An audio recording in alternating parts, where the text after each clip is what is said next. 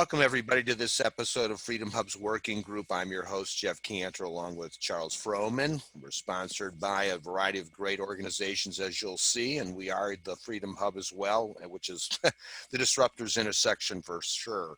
We do archive all of these videos. You will find them at these various platforms. We've just recently added Rumble, which is the new competitor to YouTube. Also, we've got a registration link. If you're not already getting these notices on a regular basis, please register and you'll make sure you get a weekly notice of the videos that are up and coming. And then, as I said, we do have some sponsors. Here's one of them. We've been on the search always for like the ultimate in any category or thing that we can uncover. And we finally found the world's seemingly only bioactive hemp product, which is pretty amazing, meaning it's actually alive in the bottle as opposed to inert, as is virtually everything else that's out there. And because we did a little special relationship, they're giving us a 15% discount. So it's something you can definitely test and see if you got pains and stuff, a whole variety of stuff that's really amazing for. Very calming too. They make a formula. It's like an elixir, which is unique in the industry. So you'll appreciate that. And you're going to want to visit us up on our site. So let's take a look over there for 2 seconds. We do feature a LinkedIn group, and you might want to become a participant in that. There's a lot of good stuff going on back and forth, but let's talk about where you're going to find these videos and kind of where to go in general. This is over at the Marketplace for Health, Wealth, and Freedom. You'll see that it's at this mphealthwealthfreedom.com website, but if you'll hover over the home, in each of these tabs actually, but over the home one, you'll see information and events. That's this tab right here. So we're going to use this as we do a little intro here today, but this is where we tie all these weekly videos and organizations together. So today at the left here is right now.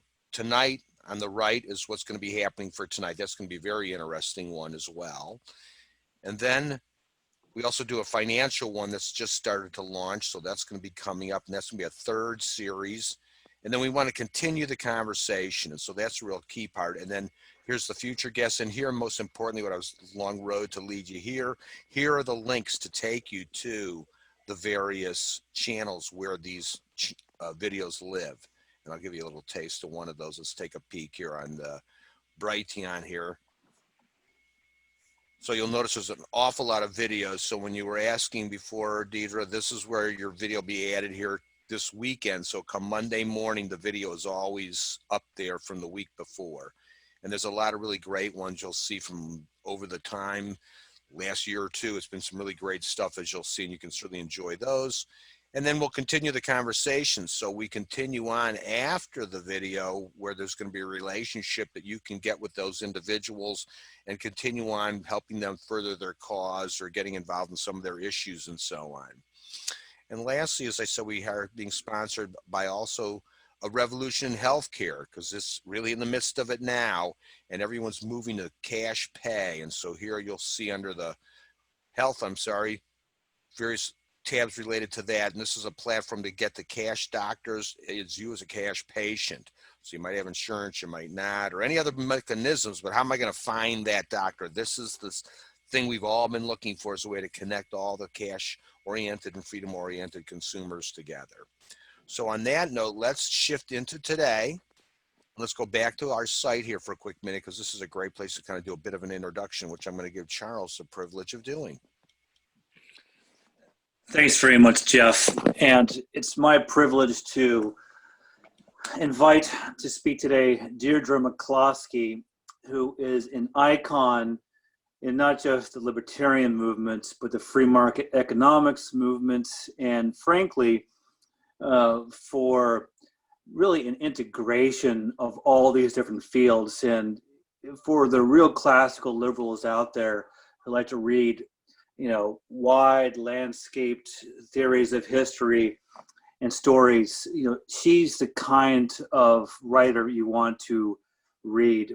And along with our past guests like Art Carden and Steve Davies and David Thoreau, who have spoken about true classical liberal history, or authors from decades or centuries ago who combined stories with liberty and economics, like C.S. Lewis or Tolkien. She reminds me of Albert J. Nock, And Deirdre, maybe you'll fight back when you start your presentation, but to me, the best writing are those authors who tell you about reality and combine the philosophers. And in fact, if you go to her Deirdre McCloskey website.org, how she describes herself is as a literary, quantitative, postmodern, free market, progressive Episcopalian, ex-Marxoid, Midwestern woman from Boston who was once a man. Not conservative, I'm a Christian classical liberal. And the reason I invited her was because somewhere I saw an article about something that she and Art Carden had done recently on the bourgeois. And to me, Jeff, our Freedom Hub working group has to have a webinar on that word and its importance in history and today. The middle class, the creative entrepreneurs who make life worth living. She's got a trilogy on the bourgeois, and we could show some of her books, her websites. Jeff, you want to look at Amazon and McCloskey and find those bourgeois books maybe. But that's what I want to hear about. And with Q&A, we can go in all kinds of directions because Deirdre could talk about anything. So that's my intro, Jeff. Well, I got to tell you, that was a hell of an intro there, Deirdre. Somehow, I have to imagine you must have missed checking one box somewhere. I can't. We'll have to come up with a list maybe somehow. That's so funny. But listen, go right ahead. This is going to be interesting. So I'm stopping the sharing and I'm giving you the floor. Make sure you're unmuted. And okay. There you go. Well, hello. I'm glad to be here. Like Biden and Marilyn Monroe and Winston Churchill, I have a speech defect. I stutter on the word stutter. So you'll have to grow accustomed to that. I started out in the 1990s thinking of doing a book in defense of the middle class. Now, the reason for such a book is that it's conventional to attack the middle class, especially if you call it the bourgeoisie. I was once a Marxist myself, and the most evil term you can think of is calling someone bourgeois. You're a member of the bourgeoisie. You're awful, you're among the bosses. Although, in fact, Marx and Engels, and I'm very familiar with, not personally, I have to say, had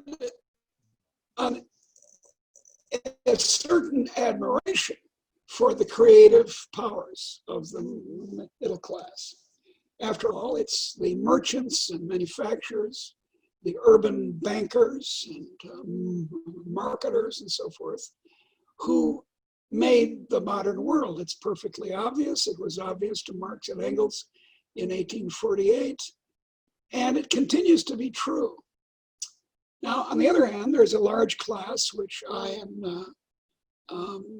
and Samuel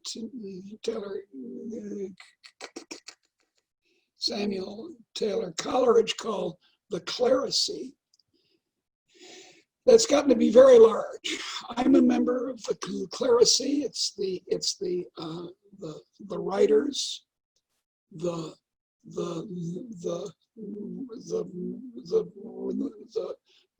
preachers.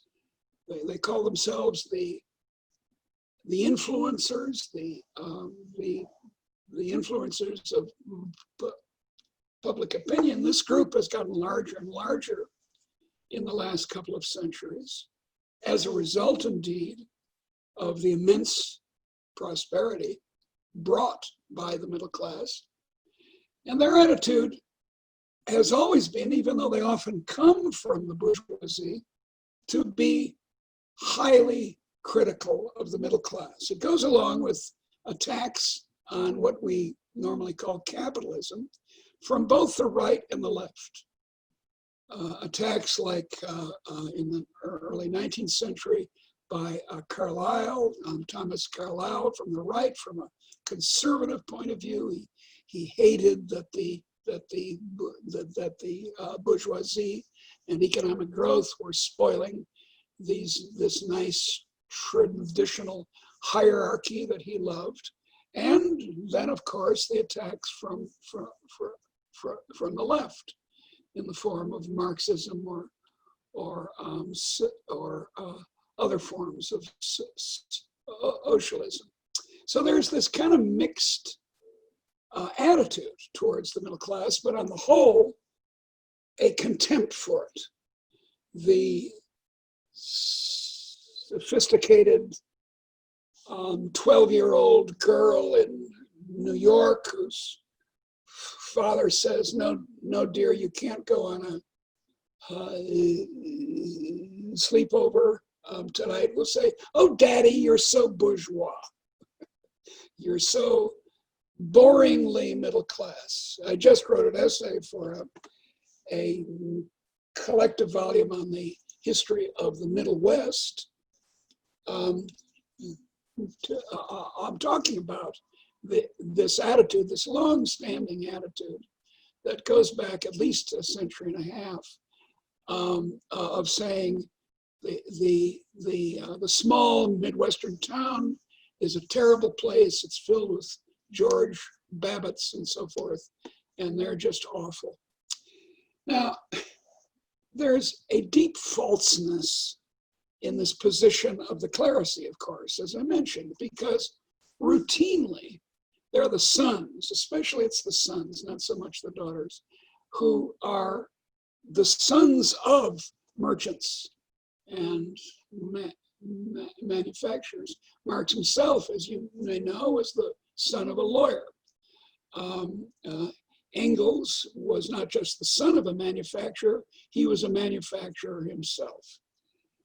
And on and on and on. You keep seeing this pattern of people who, in their own view, escape from the terrible conventionality of the middle class and become writers and newspaper columnists and so forth, and then sneer at their fathers. But I would argue that the cause of modern economic growth, the cause of the astonishing enrichment that we see in our lives, if we have eyes to see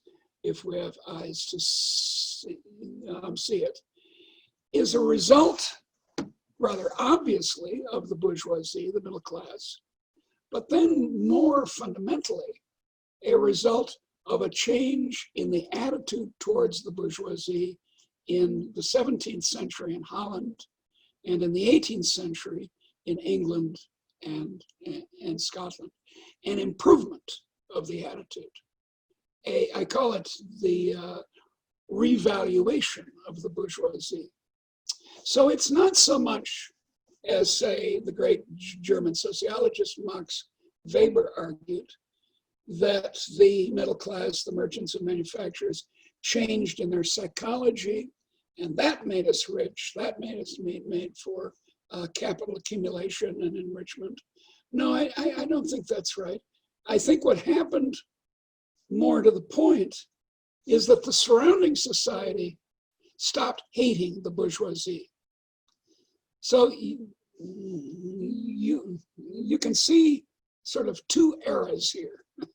There's the era before the 19th century, and especially before the 17th century, in which being middle class was a terrible, terrible thing, because the only honorable class was the aristocracy, the inherited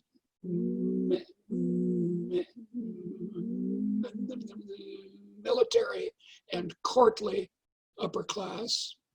And then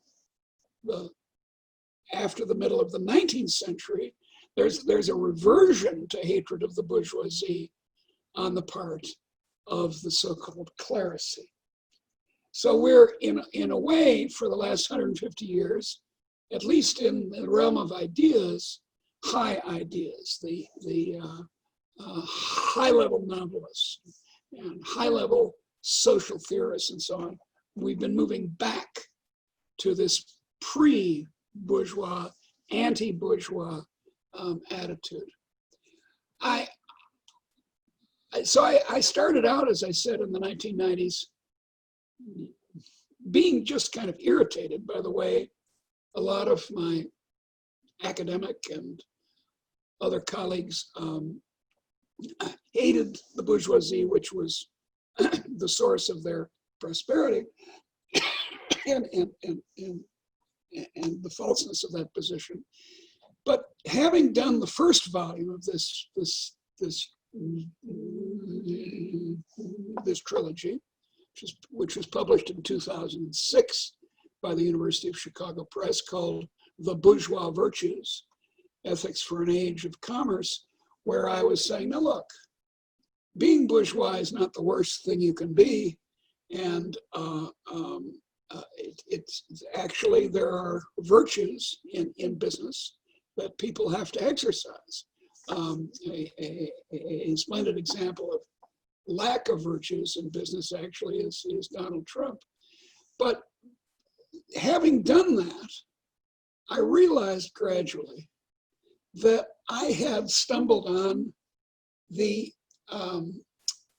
explanation of the central, or the answer to the central question in economics. The central question of my field, economics, my original academic field, is as Adam Smith said in 1776, the inquiry into the nature and causes of the wealth of nations. And I realized and then wrote in 2 other long books in this 3-book series, that the conventional explanations of why we got rich are wrong. In a book published in 2010 called Bourgeois Dignity, Why Economics Can't Explain the Modern World, I showed that the 2 kinds of arguments that come from the right and the left about how we got rich don't make any sense. One side, the conservative right side, says, we got rich because of investment, because of capital accumulation.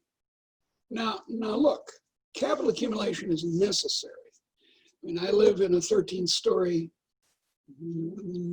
reinforced concrete building, my condo, in downtown Chicago, and this building is a piece of capital equipment. It was built in 1912 and then remodeled about 30 years ago into condos, built as a printing plant, and then remodeled. So that's capital accumulation, and obviously I wouldn't have my condo capital hadn't happened. But capital accumulation is necessary. But wait a second. Lots of things are necessary for us to have the astonishing modern prosperity that we have. Having a labor force is necessary. Well, sunshine is necessary. The arrow of time is necessary. The existence of the universe is necessary. There are an infinite number of necessary conditions, like law and order to a certain extent, that are necessary for economic prosperity. But they're not, so to speak, the spring in the mechanical watch. They're not what imparts motion to these gears. To express it another way, investment and capital accumulation is not the ultimate cause. It's a proximate cause. It's not the first cause, as Aristotle expressed it, it's intermediate. Necessary, you can't skip over it. You got to have the capital accumulation, and there need to be institutions like banks and so on that make it possible, although they're much more common than people think in history. But so that's the conservative line, and it's wrong. I get into arguments with my friend, I'm going to forget his name now, so he's not that close a friend of mine. What is his name? The guy who organizes that wonderful conference in Las Vegas every year, Freedom. Mark Skousen. Yes, Mark and I have an ongoing discussion about this. And Mark says, well, it's capital accumulation and institutions of banking and intermediation. That's what causes economic growth. They say, Mark, no, it's not. And then on the other hand, my friends on the left, I was once on the left. I was once a sort of ignorant Marxist way back when I was a teenager. Our friends on the left say it's exploitation. And that's equally implausible. I go into this in some detail in the again in this 2010 book. So I mean, and I could explain why exploitation isn't plausible. The basic point is that stealing from people is not a good plan. It just doesn't work very much. And here's what's wrong with both the right and the left arguments. The magnitude is too big. I mean, if you're if you're an engineer or a scientist or in business, you know that magnitudes matter. How much is the magnitude of modern economic growth? Well, it's really, really big. In 1800, worldwide, average income in modern prices that you might face in Chicago, so to speak, or anywhere, was on the order of $2 or $3 a day per person worldwide. There were some places like England and Holland at the time, which were somewhat higher, or the United States, the new United States, but they weren't vastly higher. They were maybe 2 or 3 times that, $2 or $3 a day, maybe $6 a day. What's the average income in the United States now in these same prices? $130 a day for every man, woman, and child in the country. That's an average. It's not about the details of the distribution of income. That's the change from 2 or 3 or maybe even $6 a day to $130 a day. That's an incredible increase. It's a factor of 30 or more. And that's what modern economic growth has been.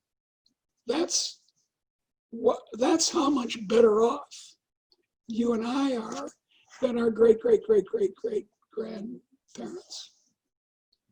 And neither sheer capital accumulation, where you're just piling up bricks or bachelor's degrees and not innovating, or sheer stealing from, I don't know, India or from blacks or something, can't hack it as a scientific argument. It's what has to have happened and did happen was an extraordinary increase in innovation, new ways of doing things. And the obvious old examples are the steam engine and electric lights and so forth. But my favorite example is a comparatively recent one, which is Malcolm McLean, a fellow who hadn't gone to college, owned a trucking firm in North Carolina, 1956, inventing the idea of containerization. He said to himself, now let's see, suppose we had standardized containers made of steel with corrugated sides so they wouldn't collapse if you piled other boxes on them. Suppose we fill these boxes with stuff and sent the ship to China. And then they would fill it with stuff and send it back. Wow, that would save a lot of port costs. I was trained originally at Harvard Graduate School in transportation economics way back in the mid 1960s, and that was when containerization was just coming in. Of course, there were lots of opposition from the unions and the regulators and so forth, but eventually it came and transformed international trade and for that matter, national trade. So you see, it's new ideas that then you invest in, or come to think of it, then you steal from someone in order to finance. But you gotta have the ideas. So the question is, what's the source of the ideas? And in that question, that further question of explaining the nature and causes of the wealth of nations, I wrote volume 3 of the trilogy, which is called Bourgeois Equality. You hear the subtitle. How ideas, not capital or exploitation explains, how does it go? Enrich the world. It's ideas. It's new ideas. And I go into this in some considerable detail and show that either sheer capital accumulation or exploitation can't do it. It's just scientifically crazy. And that it's ideas. Now, where do these ideas come from? My claim, especially in volume 3, but it's sketched in volume 2, is that it's to put it in a word, it's liberty. Now, unfortunately, I stutter on the word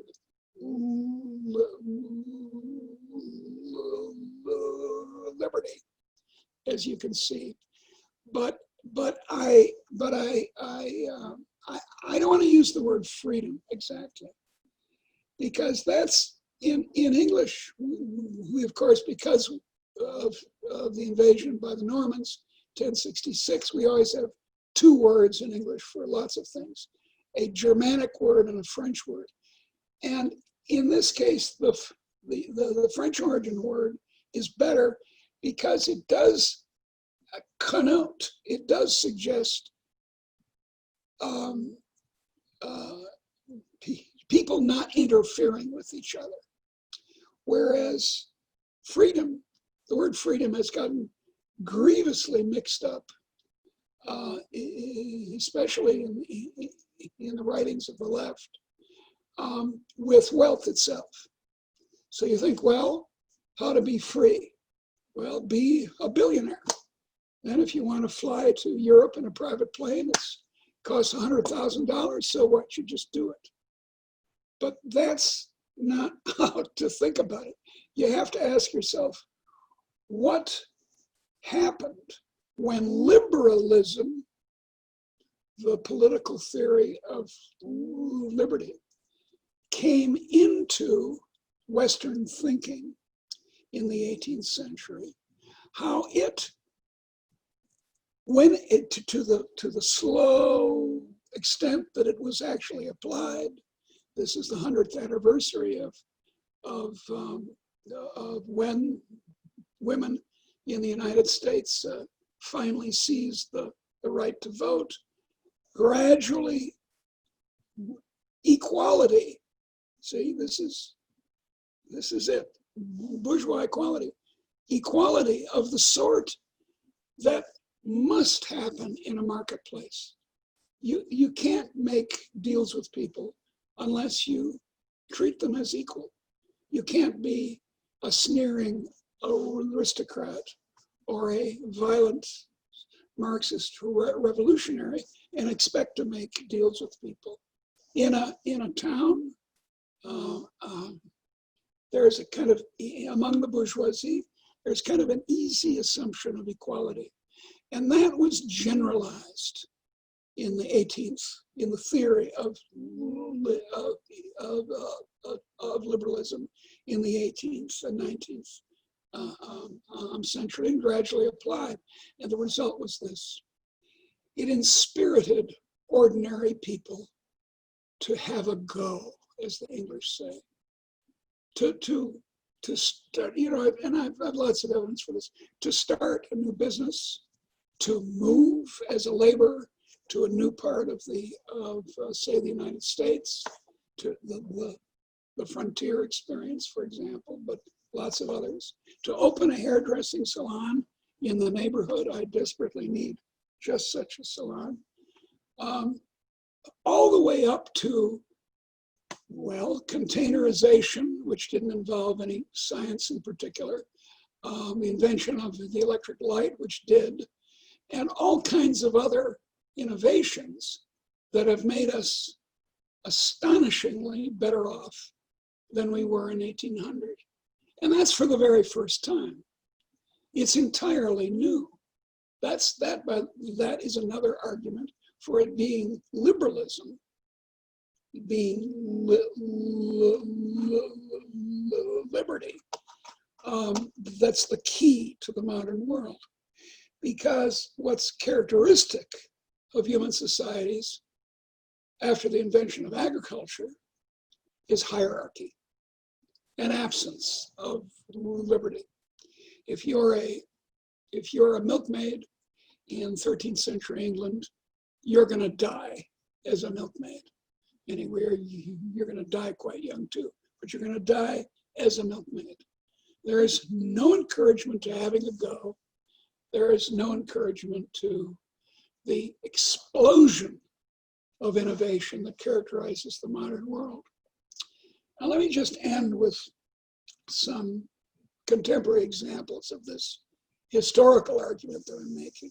It would be much harder for me to make the historical argument about Holland initially, and then England and Scotland and the United States, and then France and Germany and Italy and Japan and all the rest, if these two events hadn't happened. One, in 1978, the Chinese Communist Party essentially adopted economic liberty. Not completely at first, but they stopped trying to plan the economy. They stopped running the economy from the center. And quite interestingly, many of the Chinese communist leaders at the time, this was after Mao's death, read Milton Friedman's Capitalism and Freedom. And they said, well, boy, that's a good idea. Let's get the kind of incomes that Switzerland or I don't know, Botswana has by adopting free markets. Now, they didn't adopt free politics, so you can't call China a liberal country by any means. It's a terrible, bloodthirsty tyranny. But in the economy, it's much freer than lots of other countries. And there was astonishing economic growth. A nation that was back in the $2 or $3 a day situation has an income of about $33 a day, which is equal these days to that of income of Brazil per head. So it goes from being utterly impoverished to being just poor, but still in fairly good shape. And then the other example is even more astonishing, namely, and just starting to learn economics, India was the basket case. It was hopeless.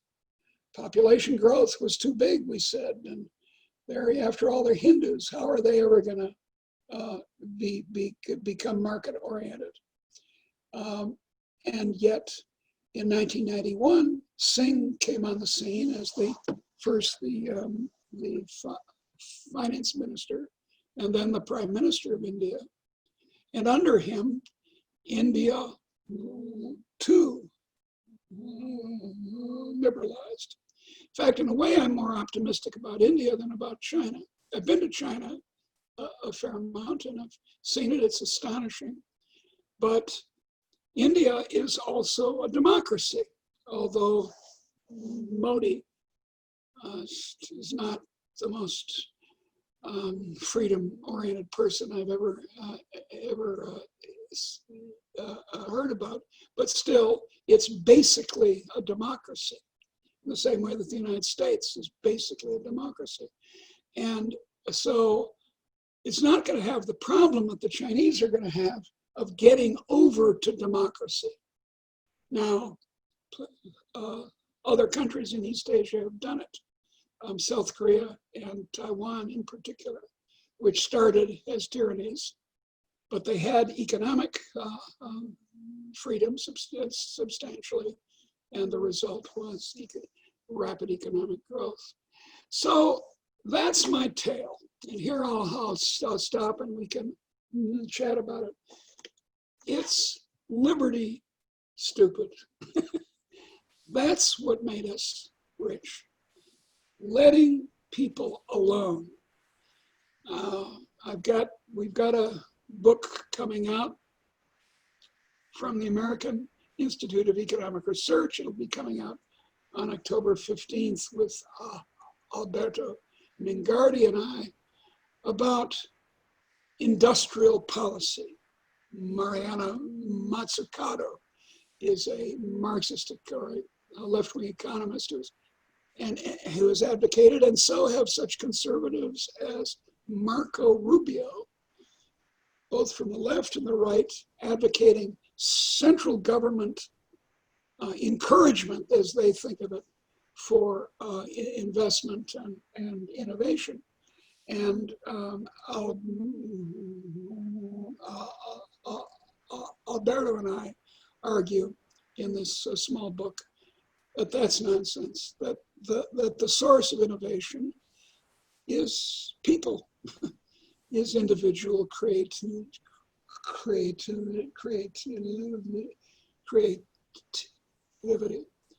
There is, so to speak, a kind of Austrian economic flavor to my thinking especially in the last 20 years. I've gradually become more and more of an Austrian. And the key to Austrian economics is to say, well, it's not the production function, it's not cap K and L and so on, that's the key. The key is allowing people to have a go. And that's what made the modern world. And that's how it can spread to the whole world over the next 50 years. So, thank you. Oh, that was very good. I appreciate that history lesson there in the middle of everything too, which was really good. Also, how quaint with the libertarian to be focused on the meaning of the different words, because so like you said, so many people think of liberty and freedom as interchangeable, but no, they're not. They're not. Not the way they're used in English these days. No. And before we kind of open for questions, it made me remember though, and I assume this is true or else it's anecdotal, but it's a great story nonetheless, that when the Libertarian Party first got started and they were on one state ballot in Alaska, and someone asked of the candidate, hey, look, if you became the president, what would you do for me? And his response was, I would leave you alone. And the guy goes, you've got my vote. So that is the truth of it all. There is a very nice cartoon that I saw last year where it shows the Earth, right, the globe, and this big man who's much larger than the Earth is threatening it and is leaning over it, and the caption is, this is a libertarian who's going to take over the world to leave you alone. So here's my question for you, though, and then we'll open it for everybody else. So please raise your hands if you're inclined to ask a question. You know, in all these eras that you went through, and even up until fairly recently, you know, it was pretty wide open territory, and uncharted, and big wide open ocean. You could kind of do whatever you want to do. But then with the rise of Google and YouTube and Facebook, where everything sort of got really consolidated like real quick, what does that do to crimp the idea of all this innovation? Now it seems so blunted, whereas like millions and anyone could kind of pop to the surface. Now it's like you got to run through these very finite channels to even take a shot at anything anymore. Yeah. Well, I don't think so. I think the Google and so forth and Amazon. Well, let's talk about Google. Google and the internet in general, and blogs and so forth, such as the one we're on, are simply another form of the printing press. And there were complaints, especially from scribes, against the printing press, and that meant that the local printer was a monopolist and so on and so forth. People would talk that way. But in fact, of course, as long as the printing press got going and was all over Europe and couldn't be controlled by the church or by anyone else, it was an element of this liberation on the one hand. And then Amazon is merely a reinvention, a century on, of Sears and Montgomery Ward. That is, it's a consolidator. It's the portal through which, in the old days, mail order, and now again by mail order, one can buy things. People tend to think of Google and Amazon as monopolies, but I think that's a rather wrong way of thinking. I have an article. What's it called? I have a long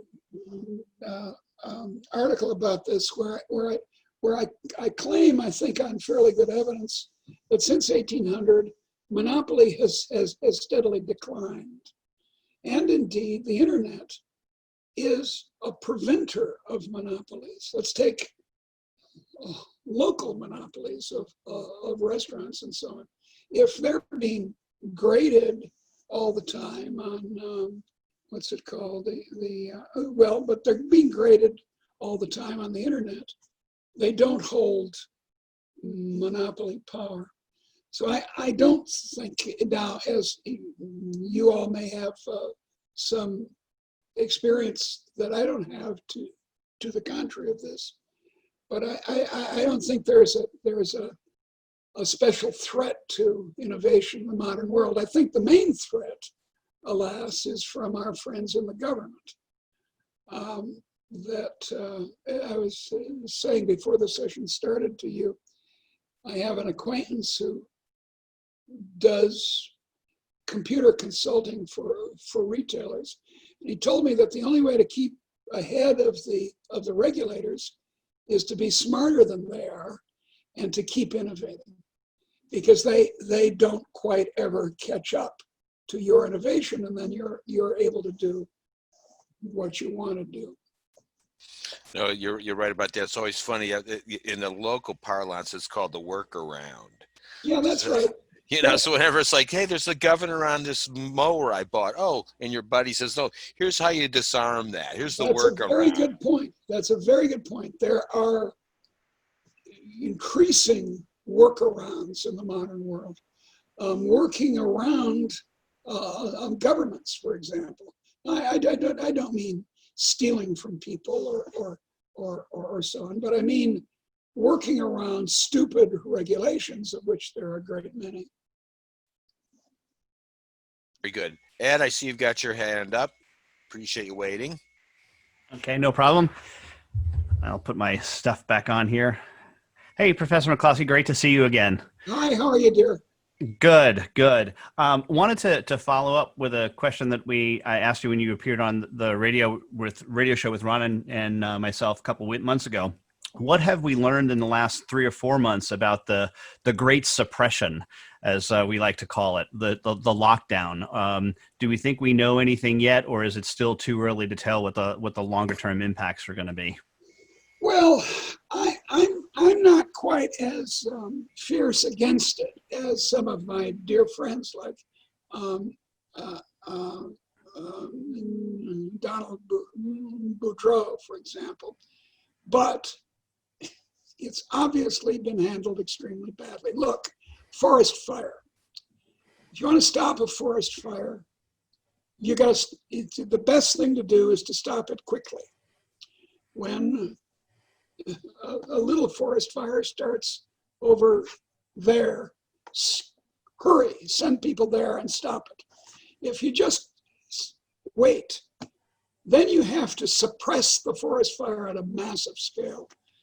And that's what we didn't do. I mean, in the countries that have been able to handle it reasonably well, Sweden will off to the side, but countries like Germany, for example, they locked down, but then they got testing and the PPE and social distancing and so forth, and they were able to, in this unfortunately kind of medieval way that we have of handling it when we don't have any medical, when we haven't got a vaccine, they were able to control it much more successfully in the United States. I think the debate in the United States is strange because we don't often mention how often other countries have done better. It's true you can point to the disasters in Italy, France, and Spain, as Atlas does, Dr. Atlas, and say, oh, well, now look, they're coming down, and we could just let this happen in the United States. But the spectacular cases are in East Asia, where Australia, New Zealand, Taiwan, South Korea, and Singapore have shockingly low death rates. And you know, I'm a liberal, a 19th century liberal, but as our left-wing friends are always saying, oh, but the government should have some role. Yeah, should have some role, a small role. But you know, if the Canadians invade the United States, I can hardly sleep at night worrying about the damn Canadians. If they start invading Maine, actually there's a big part of northern Maine they can have as far as I'm concerned. But if they get all the way to Portland, we gotta stop them. We can't just wait until they've taken all of New England and most of New York and then send our armies. So I think there's a libertarian case for small, vigorous action. But I agree with Don Boudreau and others that this kind of clumsy closing down everything and not letting anyone take any responsibility for their own protection is foolish. Thanks.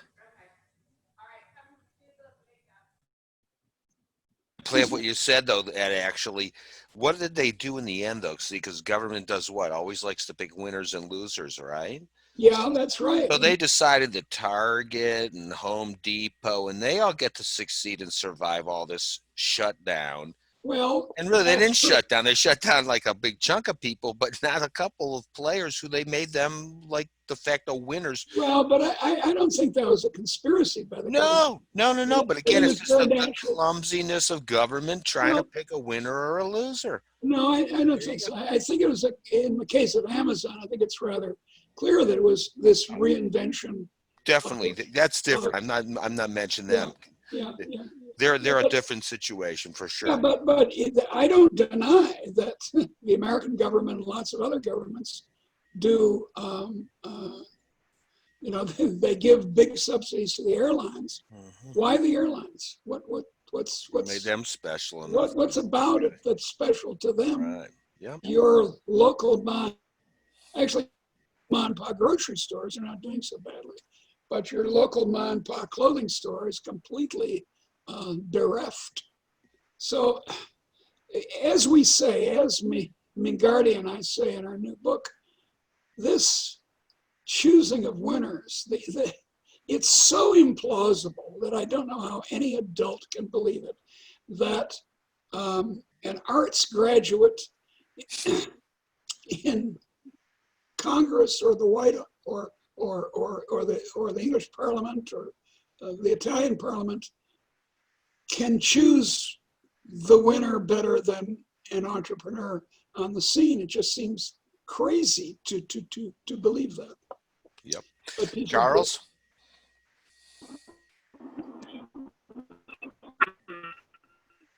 Charles, are you there? Thanks, Jeff. Deirdre, yes, can you hear me? You're a Yeah, little I can hear you, garbled. but Go ahead. it's sort of tinny. Okay, I'll be quick. Who are some of the best writers today or over the past 100 years that share your kind of expansive approach, integrating politics, economics, culture that we can read? Well, there have been lots of attempts at it, and I failed miserably, like so many people do. But it's an obvious one that everyone mentions in this connection is Schumpeter. Most particularly in his book, Capitalism, Socialism, and Democracy, which I've written a long essay on.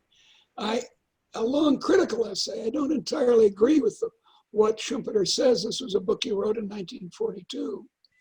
And Schumpeter, a great economist, but a man of the world and familiar with Marxist thought, for example, and a canny, although he didn't really ever understand the United States. He came from Austria and didn't really get American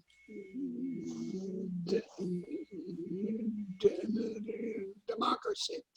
But it's that kind of book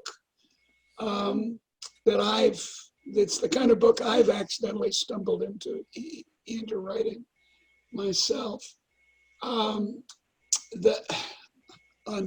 Another person who didn't agree with me on lots of things is Albert Hirschman, a great man of the left, who wrote all these people are doing what I call humanomics. Economics with the humans left in. Economics that acknowledges the arts and the humanities as ways of thinking about the economy. I have a Dutch friend, very dear friend, Arjo, spelled A-R-J-O. Arjo Klammer, K-A-L-M-E-R. Arjo Klammer, who writes in this vein.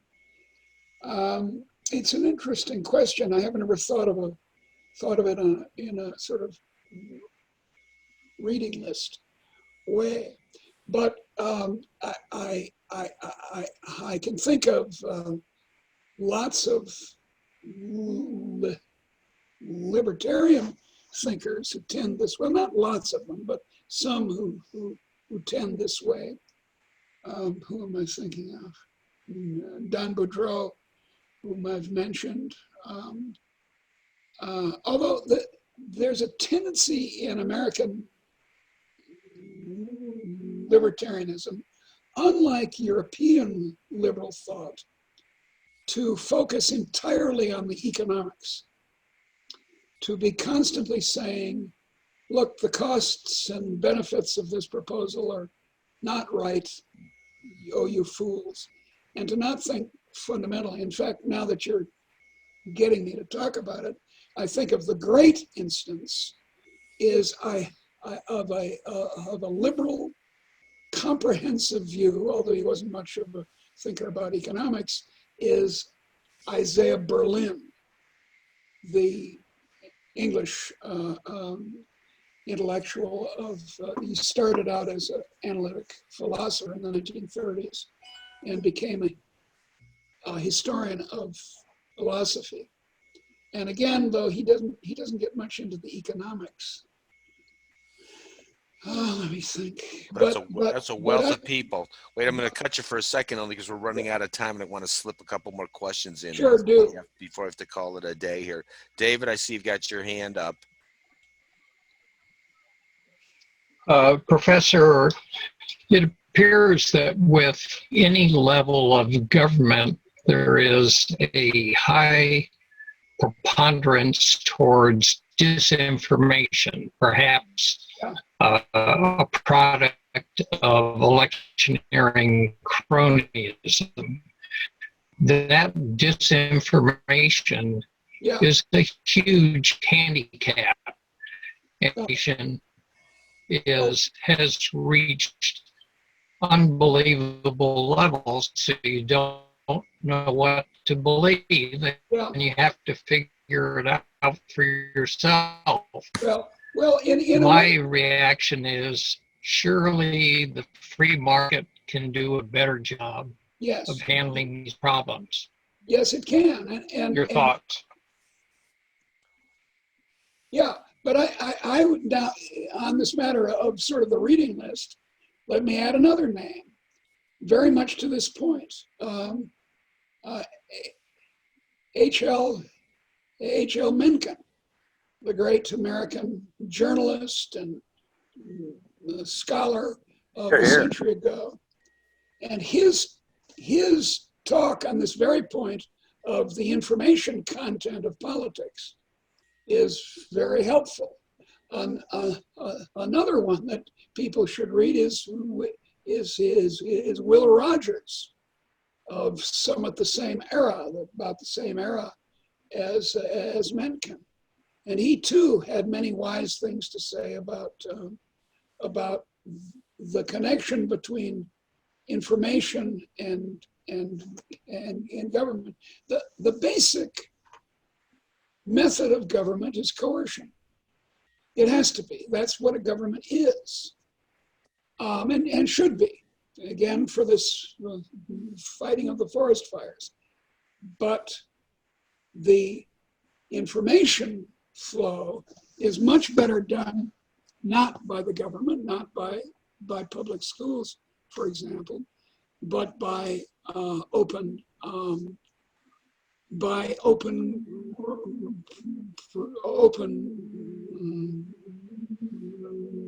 printing presses all around.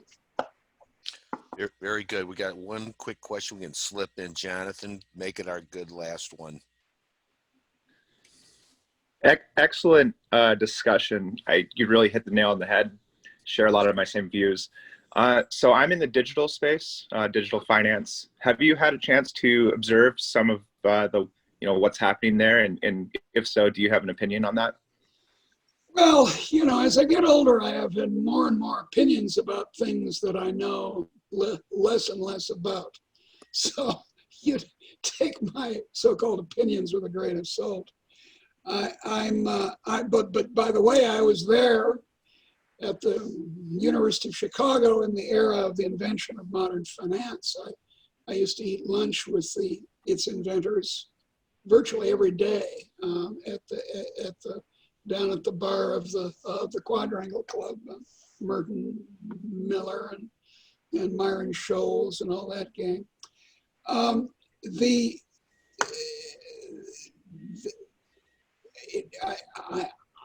not quite sure what that term covers, but digital, so like anything that's not the traditional form of finance that is so there's a differentiation between electronic and the traditional that's been building up to here, and then the new precedent that's been set with blockchain technology and the various application protocols. Absolutely. That's kind of what I thought you mean.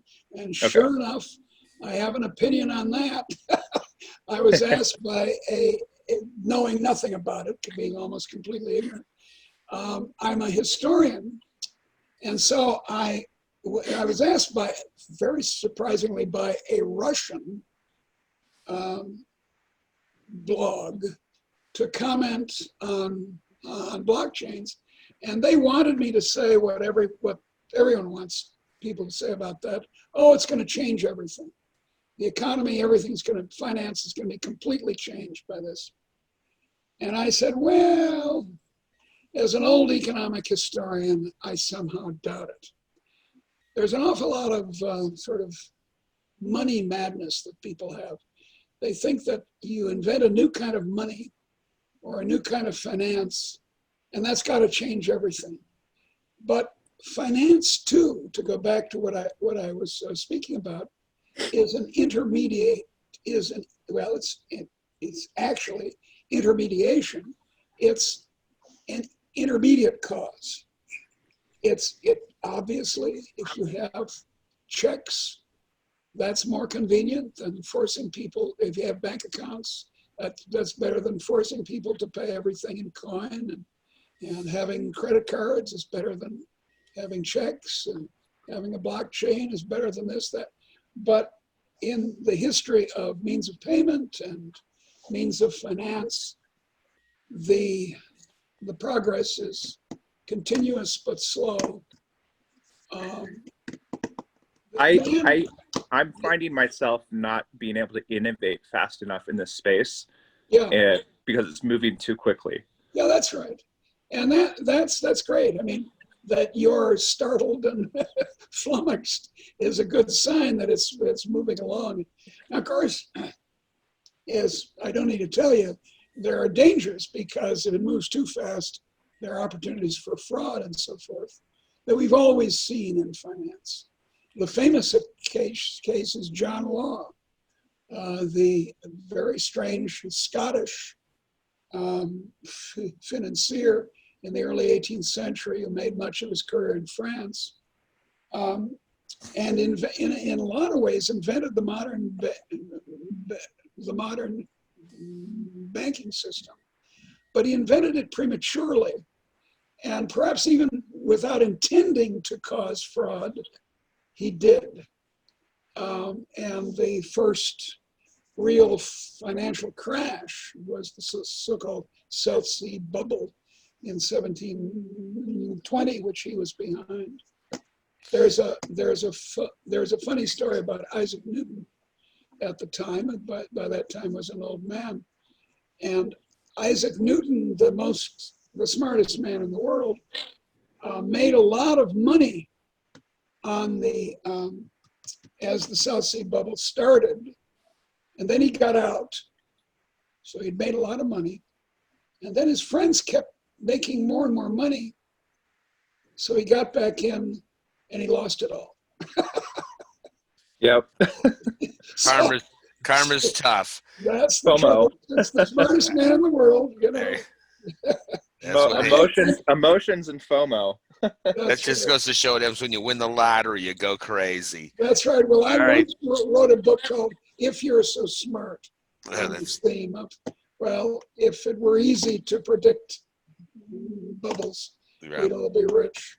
Very good. Well, we ran out of time today. That was really fantastic. So I appreciate you being here today. Okay, for dear. sure. And again, just as a reminder for all, and I'm showing Art was on here with us today. I didn't. We there's ran out Jim. of time, but Art's got his great little article that he wrote here today. You'll want to definitely check this out. So I appreciate you sharing that with me, Art. Art and I just wrote a book, which is coming out in October. Yeah, I saw that. So as I say, we're going to want to continue continuing the conversation like we typically want to do here, because like anything, this was a great day, but we're not done. So we're going to continue on. We're going to continue on. But again, if you come back to the information page, so if you're at the home and you hover over information and you scroll to the bottom here, all this video from today is going to be on every one of these links down here. Okay, so good you'll deal. be able to catch it on here. And just again, here's what the Brighteon looked like. So again, thanks so much for today. Okay, dears, you be, as my dad said, be good. If you can't be good, be careful. Excellent. Good advice any day.